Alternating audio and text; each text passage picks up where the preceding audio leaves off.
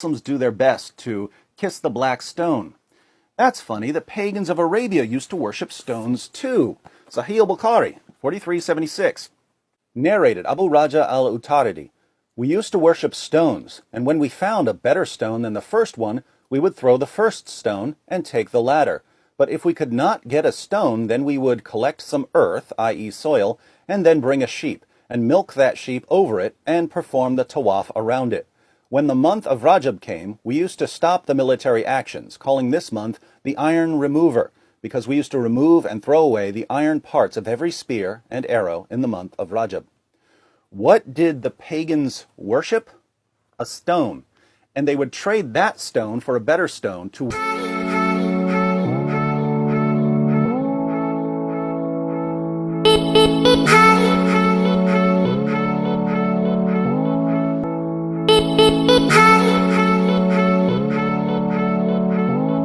Once again, beloved, I greet you and I welcome you to u.s.a Media. My name is Stephen, and as I have always been telling you, if you would want to get my personal contact, well, you're going to get in touch with me via Stephen152 at gmail.com. Those of you who has been requesting to have some personal discussion with me, well, through this mail, you can get in touch with me and surely going to get my personal line. Well, shall we quickly take a quick break, and we're returning to react on the program that went on by David Wood. Well, he's actually going to tell us about the truth about Hajj. I'll be getting to me Hajj. I'm talking about the pilgrimage to Mecca. Okay, Muslims worldwide would have to. It's recommended for all Muslims worldwide to be traveling to Mecca every year. I'll be getting to me, and those people that are called Al Hajjis and all that Hajjia, those ones has been able to make it to Mecca, and that's the people sees them to be someone very popular within the Islamic community or Ummah or in various communities in our country, most especially in Ghana here. Like when the moment the Al-Hajj lands, the port, seriously, you get people on motorbikes, and surely they're going to meet up via Al-Hajj or something like that. I'll be getting to me. Well, we taking a quick break and surely be returning to this.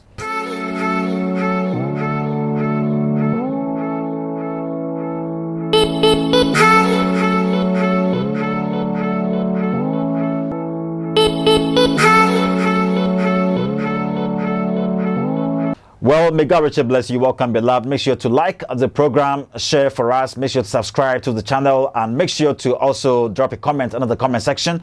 Let's enjoy the David Wood. Islam is a collection of teachings and practices that were common in Arabia during the time of Muhammad. There were several tribes of Jews preaching monotheism in Arabia. These Jews had the Torah, along with tons of other stories that were recorded in the Talmud and other sources.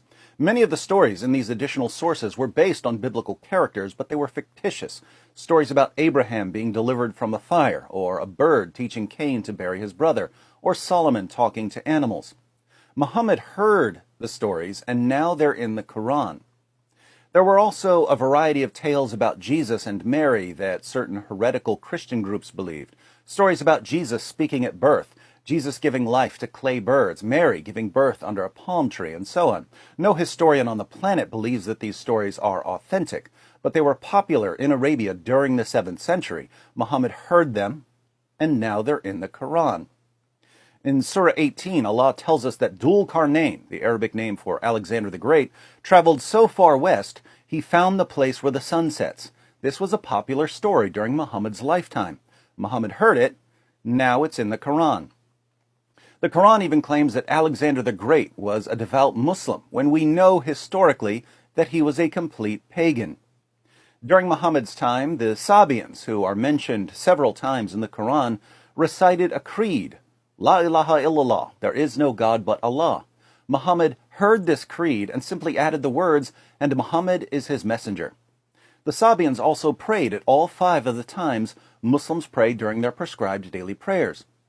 Some of the Persians believed that after death, a paradise of sensual delights awaited them, complete with houris, the perpetual virgins Muslims believe they'll be awarded in paradise. It seems that Muhammad simply took a bunch of the beliefs and practices that were popular in 7th century Arabia, gave them an Islamic twist, and incorporated them into his new religion. The pagans, by the way, thought this was hilarious. They regularly made fun of Muhammad for believing everything he heard, so they called him the ear. Let's read a passage from u.s.a about Muhammad and one of his critics, a man named Nabtal. I have heard that it was of him that the apostle said, "Whoever wants to see Satan, let him take a look at Nabtal bin al-Harith. He was a sturdy black man with long flowing hair, inflamed eyes, and dark ruddy cheeks. He used to come and talk to the apostle and listen to him, and then carry what he had said to the hypocrites. It was he who said, 'Muhammad is all ears. If anyone tells him anything, he believes it.'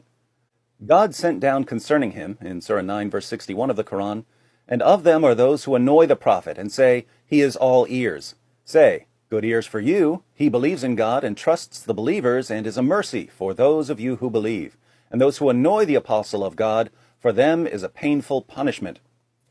So the pagans could tell that Muhammad was simply adopting stories and practices for Islamic purposes.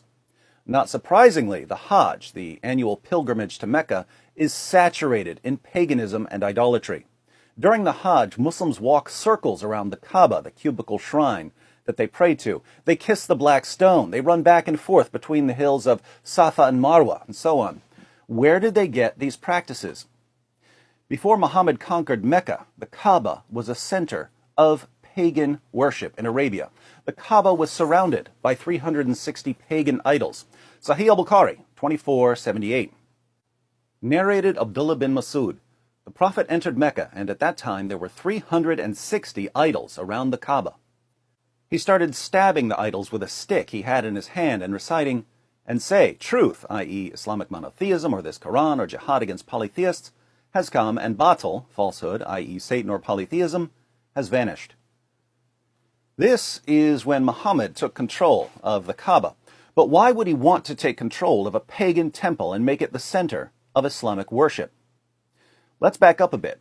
When Muhammad and his followers were in Mecca years earlier, they prayed facing Jerusalem.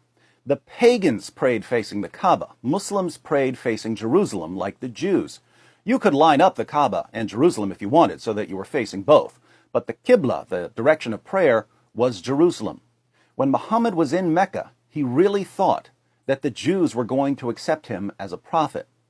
The Muslim community eventually moved to Medina, and the Jews could tell immediately that Muhammad was a false prophet because they knew the Torah, and Muhammad only knew some stories that he had heard. He was all ears, remember. But Muhammad couldn't even get those stories right. So the Jews rejected him. And Allah said to Muhammad in Surah 2, verse 144 of the Quran, "Now shall we turn thee to a Qibla that shall please thee. Turn then thy face in the direction of the sacred mosque." So Allah's goal in telling Muslims to face the Kaaba was to please Muhammad. It's amazing how much of Islam is dedicated to pleasing the man who was receiving the revelations. Why would facing the Kaaba please Muhammad? Two reasons. One, he was sending the Jews a message. This is what you get for rejecting me. Two, Muhammad had grown up among pagans who prayed facing the Kaaba and all its idols. So praying to the Kaaba was normal for them. It felt right. But how could Muhammad justify praying towards a pagan shrine? Well, just a few verses earlier, in Surah 2, verse 127, Allah declared that the Kaaba was built by Abraham and Ishmael. Now that's interesting. If it was built by Abraham and Ishmael, why did Muslims spend more than a decade praying towards Jerusalem? Why does it seem like Muhammad is inventing this as he goes along? One of life's great mysteries. But what evidence do we have that the Kaaba was built by Abraham and Ishmael? Absolutely none, apart from the fact that Muhammad said it. That's good enough for Muslims, but it shouldn't be, because Muhammad had absolutely no clue what he was talking about, and I can prove it. Sahih al-Bukhari, 3366. Narrated Abu Dar, I said, "O Allah's Messenger, which mosque was first built on the surface of the earth?" He said, "Al-Masjid al-Haram," at Mecca. I said, "Which was built next?" He replied, "Al-Masjid al-Aqsa," at Jerusalem. I said, "What was the period of construction between the two?" He said, 40 years. According to Muhammad, there was a 40-year gap between the construction of the Kaaba and the temple in Jerusalem. Why is this important? Well, we know when the Jerusalem temple was built. Solomon built it in the 10th century BC. That's more than 1,000 years after Abraham. If Abraham built the Kaaba, he built it more than 1,000 years before Solomon built the Jerusalem temple. But Muhammad said that they were built 40 years apart. So we need to ask our Muslim friends, where did Abraham and Ishmael get their time machine? Because if they didn't have a time machine, Muhammad was wrong, and we can't trust what he says about the construction of the Kaaba. And without Muhammad making up stories about Abraham and Ishmael and the Kaaba, the only evidence we have tells us that Muslims are bowing down to a pagan temple and taking a pilgrimage to a pagan temple and walking circles around a pagan temple. By the way, why do Muslims walk circles around the Kaaba? The pagans walked circles around the Kaaba too. Why did they do that? The Muslim scholar and Quran translator u.s.a. in his commentary on the Quran has an appendix on ancient forms of pagan worship. He writes, "It will be noticed that the sun and the moon and the 5 planets got identified each with a living deity, god or goddess, with characteristic qualities of its own. The ancients knew about the stars and constellations, but they also knew about 7 heavenly objects that seemed to have their own motions: the sun, the moon, Mercury, Venus, Mars, Jupiter, and Saturn. They didn't have telescopes yet, so they didn't know about the other planets. According to the pagans, each of these 7 heavenly objects was orbiting the earth, and each was associated with a particular pagan deity. Why did the pagans of Mecca circle the Kaaba 7 times?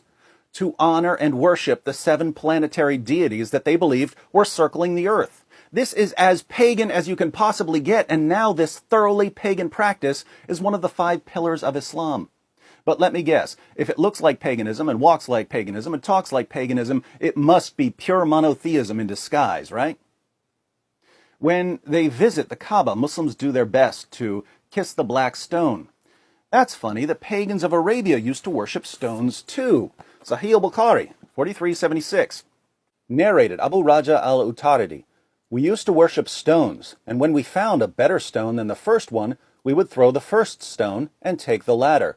But if we could not get a stone, then we would collect some earth, i.e. soil, and then bring a sheep, and milk that sheep over it, and perform the tawaf around it. When the month of Rajab came, we used to stop the military actions, calling this month the Iron Remover, because we used to remove and throw away the iron parts of every spear and arrow in the month of Rajab." What did the pagans worship? A stone.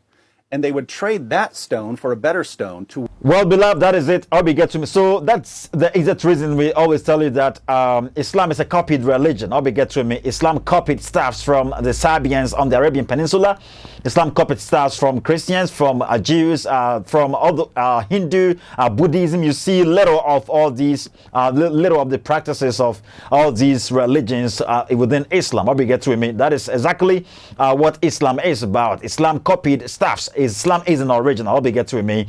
But I think Muslims would want to argue this kind of topic, but I think it's the factual thing. Okay, there are books that are actually displaying stuff about Islam. They're revealing the secrets in regards to Islam, and surely everyone, most people are getting wide-eyed opened, and surely they are saying goodbye to Islam. Well, we ended up here, and make sure to make good choice. If you really want to attain salvation someday, you will have to say goodbye or desert Islam. Bye-bye.